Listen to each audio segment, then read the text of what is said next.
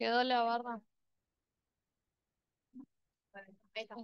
Bueno, ahora vamos a continuar con el Ateneo a cargo de las chicas del Hospital San Bernardo de Salta que se vinieron hasta acá. Y bueno, recuerden que tienen el Forms por si quieren preguntar algo y que, bueno, al final de los Ateneos vamos a leer todas las preguntas. Así que bueno, éxitos, chicas.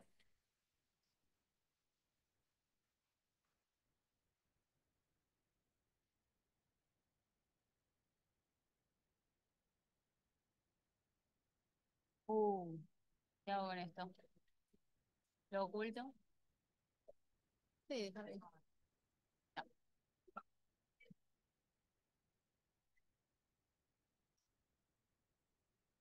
Bueno, buenos días a todos. Somos residentes de la Residencia de Bioquímica Clínica del Hospital San Bernardo en la provincia de Salta. En esta ocasión le traemos un ateneo llamado El diagnóstico comienza con la epidemiología y habla un poco sobre la casuística de lo que es el micetoma en nuestra provincia. Mi nombre es Florencia Meriles y mi compañera es Paula Castro Vidal. Bueno, para empezar vamos a conocer qué es un micetoma, vamos a hablar un poco de la epidemiología tanto local como mundial, vamos a ver cómo se realiza el diagnóstico y para concluir un pequeño caso clínico. Bueno, el micetoma, a lo largo del Ateneo vamos a ver imágenes muy lindas. Es una infección subcutánea que se produce por implantación ya sea de ramas, espinas, astillas, elementos metálicos, y va a dar como resultado toda una deformación de la zona con destrucción y una consecuente discapacidad del órgano afectado. Va a afectar progresivamente a todo lo que es la piel, el tejido subcutáneo, la fascia muscular y dependiendo si la inoculación fue demasiado profunda o si la afección es de larga data, puede llegar a causar osteólisis y afectar estructuras óseas que pueden desencadenar en conductas médicas como la amputación de un miembro. En este caso, las características de la infección se va a producir un pseudotumor inflamatorio. Este es uno de los pacientes que tuvimos mientras rotábamos por el laboratorio de micología y es de tipo crónico, ya que se va a establecer a lo largo de los meses hasta años. Por lo general son pacientes que no van a recurrir a una consulta médica, que ya vamos a ir viendo por qué. Es de tipo granulomatoso, supurativo. Por lo general es localizado, a menos que sean en casos ya muy graves en los cuales la patología ha avanzado mucho y puede llegar a diseminarse por tejido linfático, y es no contagioso. Acá en esta imagen podemos ver cómo la infección se va a producir a través de traumatismo, por lo que ya les venía diciendo, de ramas, astillas, etcétera, en los cuales se va a inocular a través de este vehículo los agentes infecciosos hasta el tejido subcutáneo. Es allí donde se va a encontrar con el sistema inmune y lo que va a tratar de hacer el sistema inmune es contener la infección, tratar de que no se disemine, pero la forma que va a hacerlo es generar granulomas. Algo muy importante para poder definir un micetoma es su triada, ya que no es una entidad que se defina por su agente etiológico, sino por estas tres causas. La primera es la tumoración, la presencia de gránulos y las fístulas.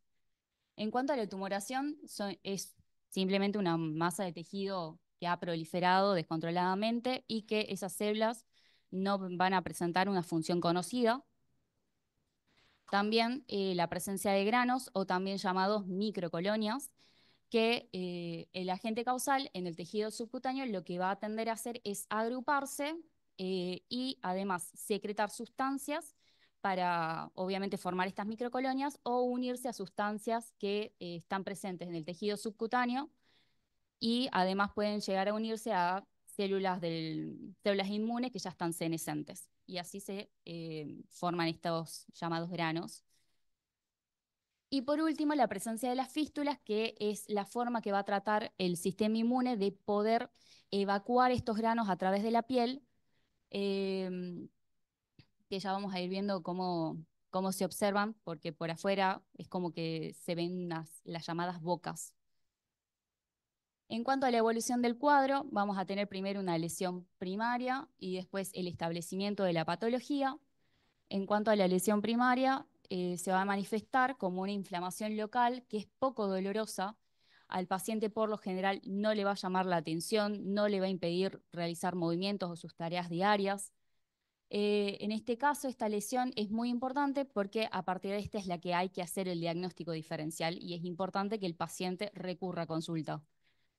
El agente inoculado en profundidad va a empezar a formar estas microcolonias, estos granos, y es allí donde el sistema inmune, los polimorfos nucleares, van a empezar a armar fístulas a través del tejido, que son canales por donde el grano va a drenar. Primero va a haber una fístula, dos fístulas, y va a tener una secreción de tipo cero purulenta o pus, y a partir de que ya se establezca la patología, hay, se van a formar mayor cantidad de estas microcolonias, va a haber más cantidad de fístulas, y estas fístulas, la característica es que pueden llegar a curarse, pueden fibrosarse, pero esto no significa que el micetoma se cure, sino que simplemente es la fístula la que se curó y el agente causal va a seguir estando ahí. Ahí tenemos, por ejemplo, la presencia de lo que es una boca y ya vamos a ver en lo que es la toma de muestra, van a llegar a salir los llamados granos. En cuanto a la etiología, voy a seguir destacando que el agente causal no es el que define el micetoma, o sea, sí en parte, pero es la triada patognomónica la que nos va a decir que esto es un micetoma. En cuanto al agente etiológico, es súper variable, ya que podemos tener agentes bacterianos, y es ahí donde se le va a denominar como actinomicetoma, el cual va a estar causado por bacterias del grupo de los actinomices. Y en el caso de que sea causado por hongos, se le va a denominar eumicetoma, que también se puede llamar como pie de madura y va a estar causado por hongos verdaderos, que pueden ser ya sea hialo o feo-ifomicetes. Acá de nuevo recalcando que es muy amplia la variedad de agentes etiológicos, pero la presencia de los granos es la que nos va a definir qué es un micetoma. Acá simplemente para destacar cuál pueden ser los agentes etiológicos, hay muchísimos en cuanto a agentes bacterianos, como por ejemplo nocardia, que es lo más común. También tenemos actinomadura o streptomyces. Y en cuanto a los eumicetoma, los vamos a agrupar ya sea en hialoifomicetes o feuifomicetes. Y simplemente para destacar que acá la cantidad de agentes etiológicos es siempre muy variada y podemos llegar a tener agentes como por ejemplo Aspergillus, Nidulans o Flavus, que por lo general los relacionamos más en patologías de tipo neumonía, o también dermatofitos como Trichofitum rubrum o Microsporum canis, que son más comunes que causen tiñas o onicomicosis, pero en este caso siempre tener en cuenta la triada para definir al micetoma, no el agente etiológico. Bien, en cuanto a la epidemiología, en este mapa podemos ver su prevalencia a cada 100.000 habitantes, que fue informado por la Organización Mundial de la Salud en el año 2019. Como podemos ver, afecta a regiones tropicales y subtropicales que están contenidas en lo que se conoce como el cinturón de micetomas. Los países con mayor número de casos de micetomas son Sudán, México e India. En lo que sería América encabeza México, seguido por Brasil y luego por Argentina, siempre teniendo en cuenta que no en todos los países esta es una enfermedad de notificación obligatoria, e inclusive en el nuestro solamente es obligatoria los eumicetomas, es decir, los micetomas a causa de hongos verdaderos. Bueno, en Salta y en Santiago del Estero son provincias en la cual esta patología es endémica. En el año 2023 se presentó este trabajo en el segundo encuentro internacional de micologías endémicas de América, en donde se puede ver cuál es el número total de casos que van desde 1991 hasta el año 2018 y cuáles son los agentes causales de la patología. Como podemos ver, Santiago del Estero tiene un número de casos totales de 35, en el cual predomina actinomadura madurae, es decir, un actinomicetoma. En Santiago del Estero, a la vez, también se informó cuál es la principal fuente de infección, que es una planta que se conoce como vinal, que tiene múltiples espinas. Además, se vio que fueron afectados leñadores y trabajadores de la producción del carbón, Y en el caso de las mujeres, también mujeres que recolectaban leña y trabajaban con aves de corral. En el caso de Salta tenemos un número total de casos de 28 y 25 fueron por Nocardia brasiliensis, es decir, que también fue a causa de un actinomicetoma. Este es un mapa de la provincia de Salta, donde queremos destacar que en el clima subtropical es de donde vienen la mayoría de nuestros pacientes y coincide con la producción de caña de azúcar, de tabaco, de frutas y hortalizas, y además coincide con lo que sería con la selva tucumano-oranense y el Valle del Lerma. Bien, ¿cuál es la vía de entrada entonces? Estos microtraumatismos, la inoculación de espinas, astillas, que como vemos, en un 68,7% de los casos es en los pies y con un 11,3% en los miembros inferiores. Pero también podemos ver que se puede encontrar el micetoma en, por ejemplo, áreas como la espalda, como la cabeza, y esto es debido a que los trabajadores rurales suelen apoyar, por ejemplo, la caña de azúcar, como vemos en la imagen, en estas zonas. Nuestros pacientes tienen entre 20 y 50 años y la relación hombre-mujer es de 4:1. Bien, para hablar del diagnóstico tenemos que tener en cuenta todo esto que vengo mencionando en cuanto a la epidemiología, de qué edad tiene el paciente, qué sexo, en dónde reside, de qué trabaja, cuál es su ocupación. También si recuerda haberse astillado, haberse clavado alguna espina y hace cuánto tiempo, porque nos va a hablar del tiempo de evolución, nos va a hablar de la cronicidad, porque como ya dijimos, son pacientes que llegan después de meses a inclusive años de haberse causado la primera inoculación y esto es debido a que la falta de accesibilidad a un centro de salud y a profesionales capacitados en los lugares donde residen. Y llegan inclusive al laboratorio de micología en la capital cuando ya no pueden ni caminar. Tenemos tres tipos de muestra.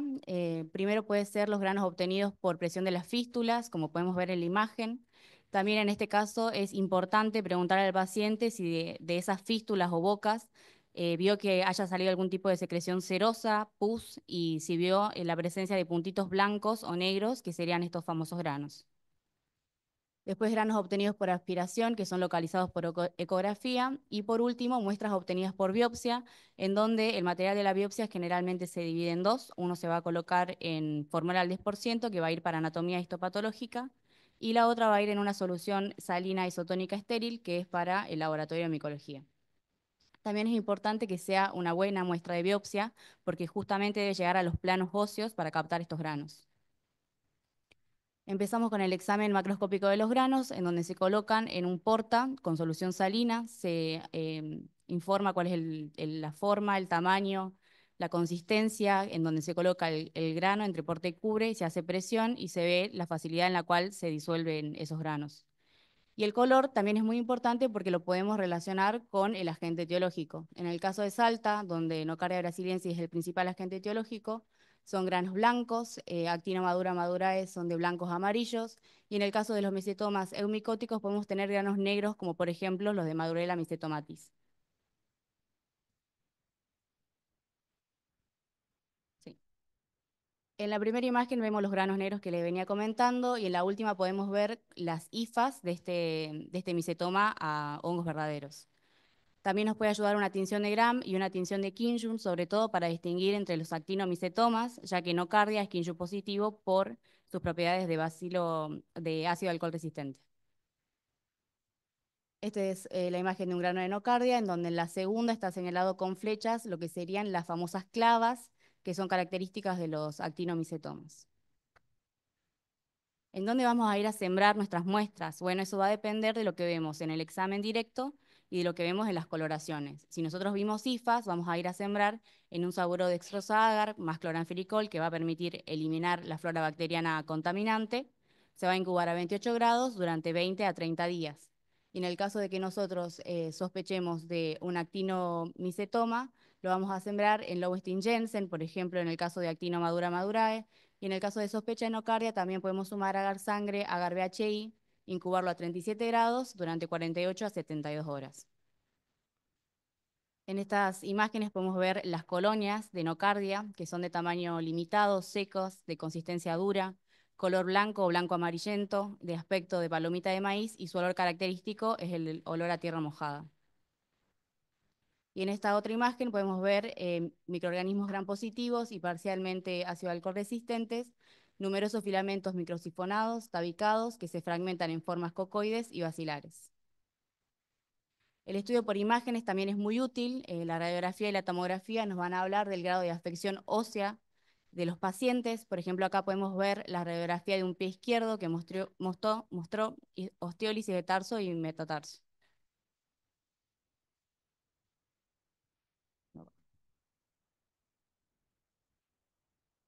No sé ni dónde estamos.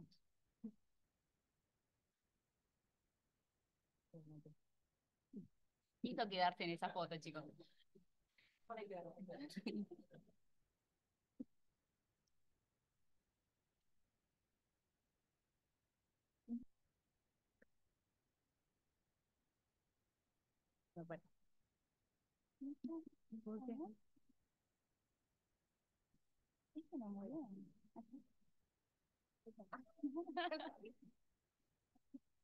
No.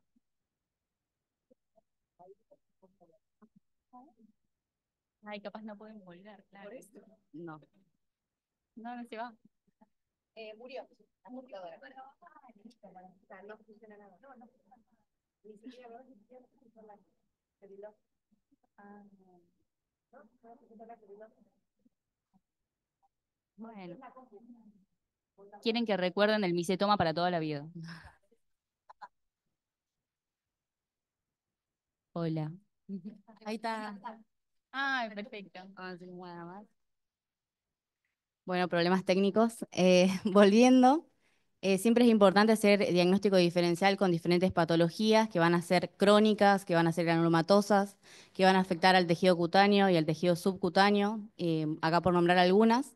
La leishmaniasis cutánea es muy importante hacer el diagnóstico diferencial porque justamente es endémica en Salta y la lesión primaria es muy parecida a la lesión primaria que se produce en micetoma. También con cromoblastomicosis, con tuberculosis cutánea, lepra lepromatosa nodular, esporotricosis y neoplasias cutáneas, como por ejemplo el sarcoma de Kaposi. Y recalcar que todos estos casos los tenemos en Salta, entonces es importante. Bueno, para concluir, un pequeño caso clínico, simplemente para abarcar todos los conceptos vistos.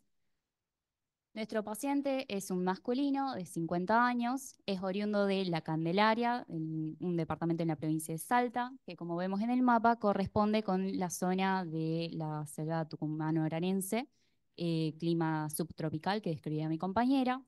Él mismo es un trabajador tabacalero, como antecedentes personales desconoce totalmente, y su motivo de consulta fue una impotencia funcional del miembro inferior izquierdo. Acá podemos ver la imagen de nuestro paciente en el cual tenía afectada toda la zona posterior de la pierna, sobre todo en zona de rodilla. Se puede ver una gran hipertrofia acantonada, de consistencia dura, leñosa. Podemos ver en toda esta zona las múltiples bocas, las salidas de las fístulas con hiperpigmentación. Y estas bocas se van a extender hasta la cara anterior de la rodilla. En cuanto más profundamente viendo lo que son las bocas de las fístulas, va a tener una placa indurada al tacto en el cual se van a orientar estas lesiones nodulares eritematosas y son a partir de ellas de las cuales, se va a tomar muestra, ya sea que se tomó muestra por presión de la fístula y también por biopsia.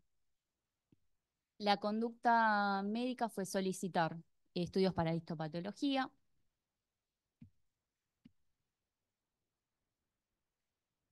un ataque de miembros inferiores para ver el compromiso óseo, muy importante porque a partir de este es donde se toma la conducta médica si el miembro va a llegar a amputarse o no. Un laboratorio de rutina y, y muestras para... No, murió. Lo apago, lo vuelvo a prender. Ahí está. Y muestras para el laboratorio de bacteriología y de micología. Bueno, para histopatología Se vio una dermatitis crónica granulomatosa con granos basófilos con periferia radiada acidófila, muy característica de los actinomicetomas, en la coloración de hematoxilina eosina y un infiltrado inflamatorio mixto. En cuanto al ATAC, descartó compromiso óseo, algo muy bueno para el paciente, ya que va a poder recibir un tratamiento y no amputarle el miembro. En cuanto a lo que es el laboratorio, simplemente para destacar, el paciente presentaba una leve anemia. Es importante decir que no todos van a tener micetoma, por lo general se da en pacientes que están desnutridos o inmunosuprimidos. Presentaba una leucocitosis con una neutrofilia borderline y una eritrosedimentación acelerada. Bien.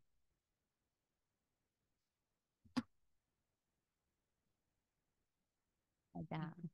Bueno, al laboratorio de micología llegaron las muestras de los granos. En realidad, el laboratorio de micología tomó la muestra de los granos y en el fresco se observaban estos granos compatibles con micetomas causados por actinomicetales, que los podemos ver ahí. En el GRAM se observaron filamentos, bacilos filamentosos en formas cocobacilares gram positivas, y en el Kinjun fueron bacilos ácido alcohol resistentes compatibles con el género de nocardia.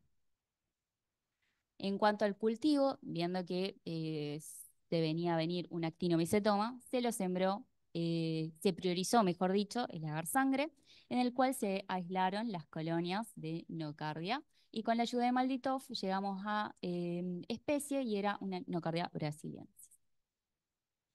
En cuanto al tratamiento de este paciente, los tratamientos para micetomas son de larga data, por lo tanto, se prioriza que el tratamiento sea obviamente por vía oral y de forma ambulatoria.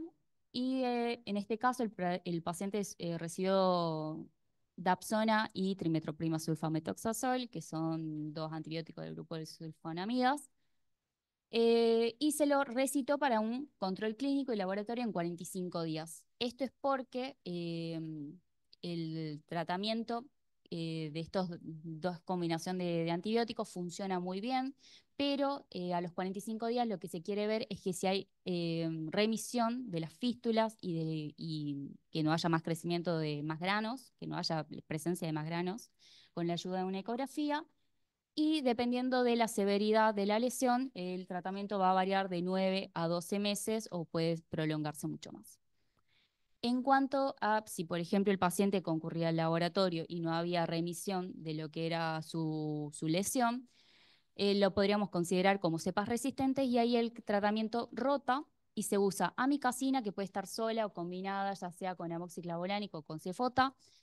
Y en los casos graves, en los que yo les nombraba que la lesión es localizada, pero puede llegar a diseminarse por vía linfática a otros miembros, en los cuales hubo casos en Salta de un paciente que tenía una lesión en la pierna y se diseminó hasta todo lo que es la zona del abdomen. En ese caso, se utilizaría imipenem combinado con amicacina. Bueno, para terminar ya las conclusiones, como venimos recalcando en todo el Ateneo, la epidemiología es el pilar fundamental para su diagnóstico. Debemos saber de qué trabaja el paciente, de dónde viene el paciente. Si a ustedes les llega un paciente y que dice que es de Salta y tiene una lesión medio fea, sospéchenlo. El diagnóstico precoz va a evitar las formas más graves de diseminación linfática a otros tejidos y además la amputación del miembro del paciente. Pero este diagnóstico precoz solamente se puede llegar a lograr reforzando la prevención de que los pacientes, que son por lo general trabajadores rurales, puedan acceder a la atención primaria de la salud y con profesionales que estén bien preparados, pero equipados. Y para nosotras nos parecía muy importante poder incluir en el grupo, al grupo de los actinomicetomas en la notificación obligatoria por CISA, ya que así habría una mayor visibilidad de este tipo de patologías y podríamos hacer algo al respecto, además de visibilizarlo. Y nada, muchísimas gracias. Esta es nuestra residencia y también agradecerle al laboratorio de micología por brindarnos todos los datos necesarios y si quieren ir a rotar a Salta, los brazos están abiertos.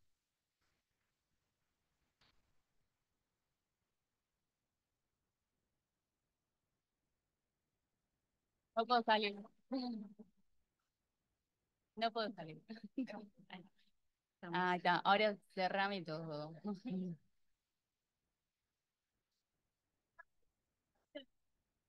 ¿Cómo? Se deriva.